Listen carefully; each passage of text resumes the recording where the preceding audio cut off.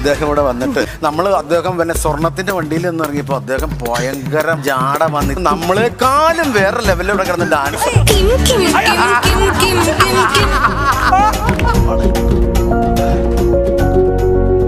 9 വർഷത്തിന് ശേഷമാണ് വിജീഷ് പുറം ലോകം കാണുന്നതെന്നും കൂടെ വേണം പറയാനായിട്ട്. ഒരിക്കലും വിളിച്ചാ കിട്ടില്ല എന്ന് ഞാൻ പറയില്ല, ഇടയ്ക്കൊക്കെ കിട്ടാറുണ്ട്. നന്ദി ദൈവത്തിനോട് പറയും. ഞാൻ ചെയ്യുന്നതല്ല, ഞാനൊരു ഉപകരണമാണ്.